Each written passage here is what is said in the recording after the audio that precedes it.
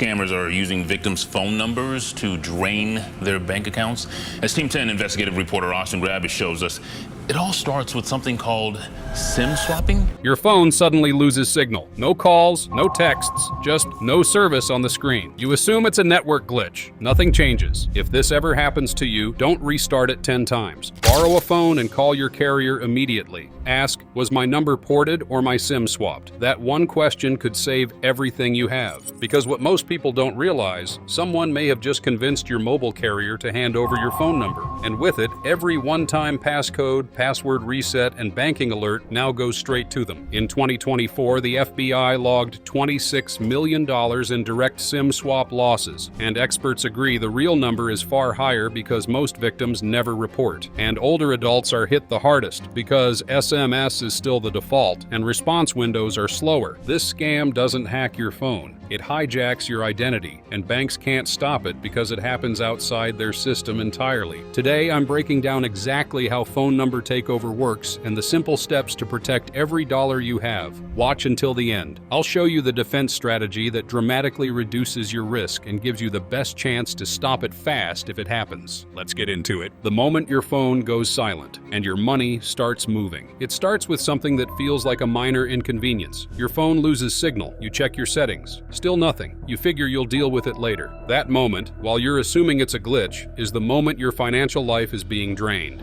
An 86-year-old retired teacher from Ohio named Joan Patterson returned home from the hospital to discover her landline was out of service. Her son Steve called AT&T to report the problem. The company told them there had been a breach. Her number had been stolen. A month later, Joan received a letter from her bank. $25,000 had been wired out of her account. She never clicked a link. She never downloaded anything. She never made a mistake. Her phone number was simply transferred to someone else's SIM card, and that was enough. Here's what Joan didn't know. Her phone number wasn't just a way to reach her. It was the key to her entire financial identity. Her bank used it for two-factor authentication. Her email used it for password recovery. Every security system designed to protect her was suddenly working for the attacker instead. The scam doesn't hack your phone like malware. It hijacks your phone number by convincing a mobile operator to transfer it to a SIM card the attacker controls. Fraudsters don't break into your device. They break into the identity pipeline that underpins your digital life. Once they have your number, they intercept everything. Verification codes, password resets, banking alerts. They don't need your password. They can simply reset it and receive the confirmation code themselves. A 54-year-old financial advisor from Phoenix named David Chen woke up on a Saturday morning to find his phone had no service. He assumed it was a tower issue. He'd experienced outages before. He made coffee, read the news, figured he'd call Verizon later. By the time he realized something was wrong, 3 hours later, $47,200 had been transferred out of his checking and savings accounts. His email password had been changed. His bank login had been changed. His crypto exchange account had been emptied. David spent 8 months fighting for recovery. His bank initially denied his claim because the transactions were authenticated with valid one-time passcodes. He eventually recovered $31,000 after hiring an attorney. The remaining $16,200 plus $3,400 in legal fees was gone permanently. The financial loss was $47,200. The total damage was immeasurable. How they get inside your accounts. The scam operates in carefully designed phases. Phase 1. The research. Before contacting your carrier, scammers gather everything they need: your full name, address, date of birth, phone carrier, and often the last 4 digits of your social security number purchased from data breaches or scraped from social media. Data breaches have exposed billions of records globally. Your information is likely already for sale. Fraudsters buy it for pennies per record, then use it to impersonate you convincingly. They also purchase scripts and training manuals on the dark web, actual carrier employee guides that teach them exactly what questions will be asked and how to answer them. Phase 2. The takeover. Armed with your personal data, the scammer calls your mobile carrier or walks into a store posing as you. They claim they lost their phone or their SIM card is damaged or they need to upgrade to a new device. They answer security questions using leaked data. They speak confidently, using the exact language carrier employees expect. Some SIM swaps are enabled by weak in-store processes, or, in rare cases, insiders who've been bribed or recruited. With eSIM technology,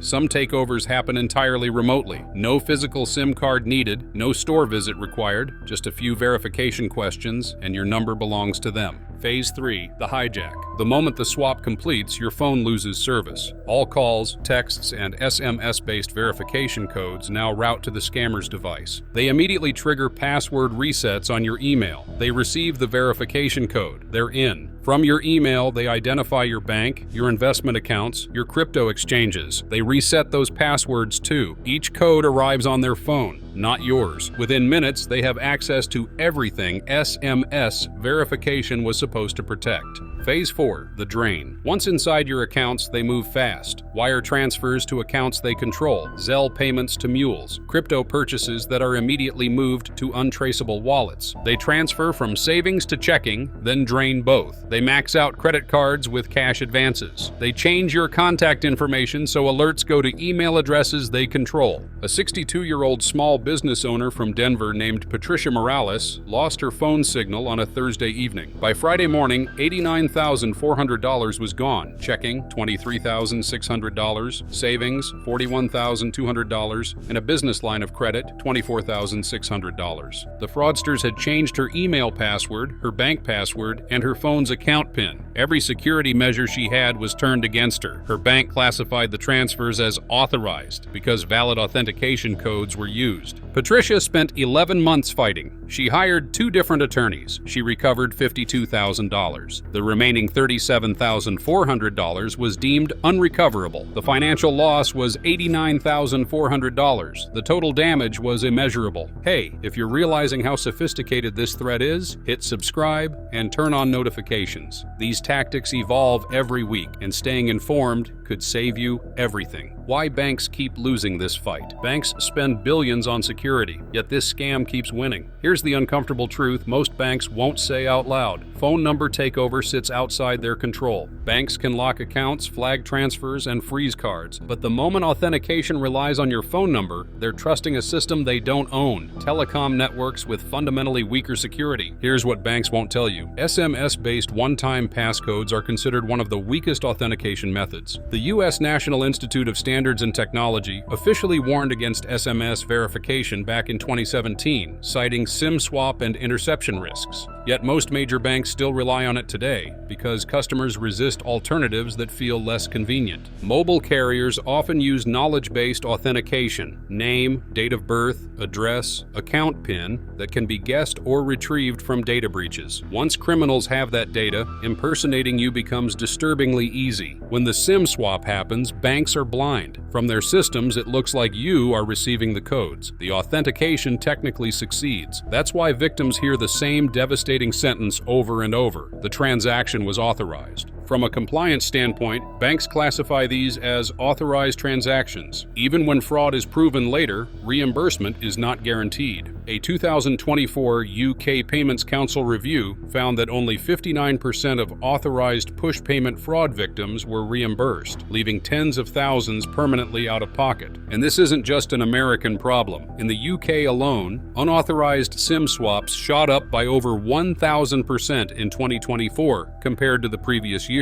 This is a global epidemic, and carriers everywhere are struggling to keep up. You might wonder, why not just ban SMS codes? Because removing them would lock out millions of customers overnight. Most consumers still rely on SMS for account verification. Fewer than 30% have enabled app-based authenticators. Banks are trapped. Kill SMS and lose customers. Keep SMS and absorb fraud. And while they calculate that trade-off, you're the one who loses everything. Why you were chosen.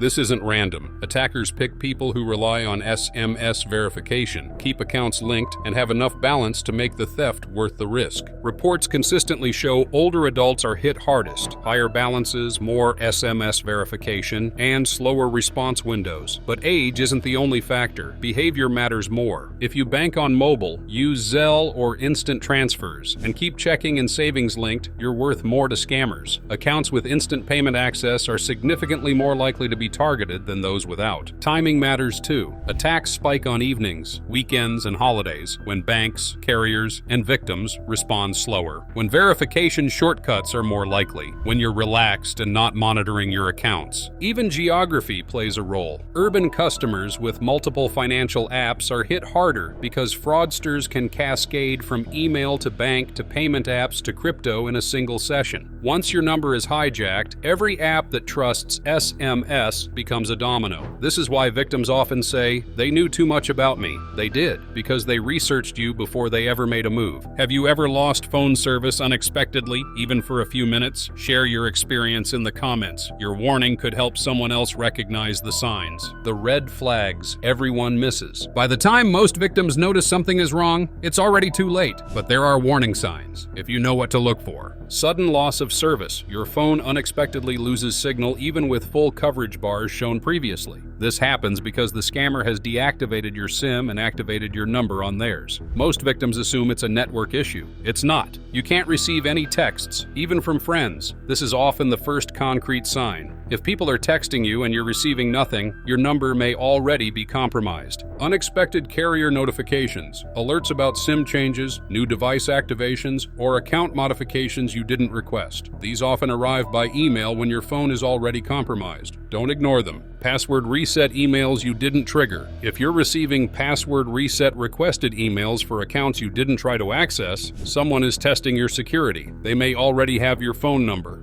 Login alerts from unknown locations, notifications that someone signed into your email or bank from an unfamiliar device or city. By the time you see these, the attack may be in progress. Unexpected account lockouts. You're entering correct passwords, but you're locked out. This means someone already changed your credentials using intercepted verification codes. The dangerous part, these signs often appear hours before financial loss occurs. That window is your only chance to stop the attack. But most victims dismiss the early warnings as glitches, coincidences, or something I'll deal with later. That delay is exactly what scammers count on. The fatal mistake after the theft. The scam isn't over when the money leaves. It's decided by what you do next. Most victims think the danger ends once they realize something's wrong. In reality, the next 30 minutes determine whether your money is frozen or gone forever. The most common mistake, calling the number that just texted you. After a SIM swap, scammers often send fake bank fraud alerts to maintain control. Over 27% of fraud victims contact a scammer again unknowingly, believing they're reaching customer support. Every second spent talking to the wrong person gives fraudsters time to move funds across accounts and jurisdictions. The second fatal error, approving reversals or security holds. Victims are tricked into approving additional transfers after the initial theft, believing they're stopping fraud. In authorized push payment scams, victims who approve even one follow-up transaction reduce reimbursement odds by nearly 50%. The third mistake, resetting passwords before securing your phone number. If the scammer still controls your SIM, every reset hands them fresh credentials. Nearly 40% of failed recovery attempts happen because victims reset accounts before reclaiming their number. Panic is the enemy. Scammers exploit cognitive overload. When you're scared, you follow instructions without questioning them.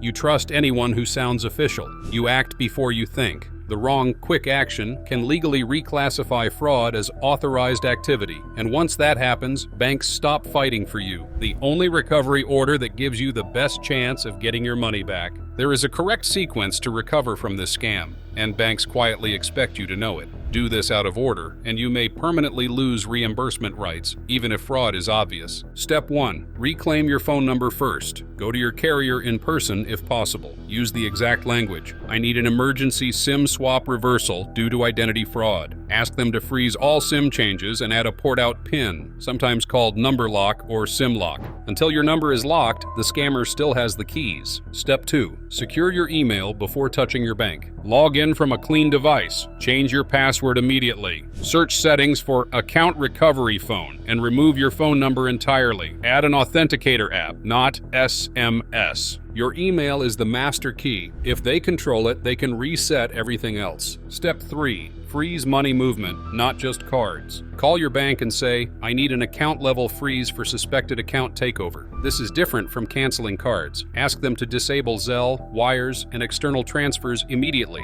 Most victims freeze cards. Scammers have already moved past cards. Step 4. Create a fraud paper trail immediately. File at identitytheft.gov and request a fraud affidavit PDF. File a police report, even if local police say they can't investigate. Banks require both documents to override authorized transaction classifications. Step 5. Only now reset your banking credentials. Change usernames, passwords, and remove SMS verification. Replace it with app-based authentication or hardware keys. This order feels slow, but it's how people actually get their money back. How to protect yourself. Rule 1. Lock your phone number today. Call your carrier and enable number lock, port freeze, or SIM lock, whatever they call it. This prevents your number from being transferred without additional verification. Verizon, AT&T, and T-Mobile all offer this for free. Rule 2. Remove your phone number from account recovery. Go into Google, Apple, Microsoft, and your bank settings. Delete your phone number as a recovery option. Replace it with an authenticator app or backup email. Your phone number is a liability, not a security feature. Rule 3. Switch to app-based authentication. Replace SMS verification with Google Authenticator, Microsoft Authenticator, or Authy everywhere possible. These generate codes locally on your device, codes that can't be intercepted through SIM swaps. Rule 4. Use hardware security keys for high-value accounts. For banking, email, and crypto, use FIDO2 security keys like YubiKey. These require physical possession to authenticate. No code can be intercepted because no code is sent. Rule 5. Separate your accounts by risk. Keep savings at a different institution than daily checking. Don't link accounts unless absolutely necessary. This limits maximum damage. If one account is compromised, others remain protected. Rule 6. Set carrier account PINs. Add a unique PIN to your mobile carrier account, not your birthday, not your address. This PIN should be required for any account changes, SIM swaps, or device upgrades. Rule 7. Monitor your phone signal. If your phone unexpectedly loses service, don't assume it's a network issue. Call your carrier immediately from another phone. Ask if any changes were made to your account. Minutes matter. Rule 8. Enable account alerts everywhere. Set your bank, email, and carrier to notify you of any login, password change, or account modification. The faster you know something is wrong, the faster you can act. Rule 9. Freeze your credit. Place freezes with Equifax, Experian, and TransUnion. This prevents fraudsters from opening new accounts in your name using stolen information. Rule 10. Educate your family. Make sure your spouse, elderly parents, and adult children know about SIM swapping. Scammers specifically target older adults. One conversation could save someone you love from losing everything. This scam is spreading because it works. Fast payouts, low risk, and it targets the weakest link, SMS. Losses can be massive, sometimes tens of thousands, because once your number is gone, every SMS-protected account becomes a domino. If you're over 50, scammers see you as the ideal target. They're counting on you not knowing how this works. Now you know? Have you ever lost phone service unexpectedly, or do you know someone who fell victim to SIM swapping? Drop your story in the comments. Your experience could help others recognize the warning signs before it's too late. Subscribe now and turn on notifications so you don't miss the warning that could protect your entire family. Stay safe out there, and today, right now, lock your phone number. It might be the most important thing you do this year.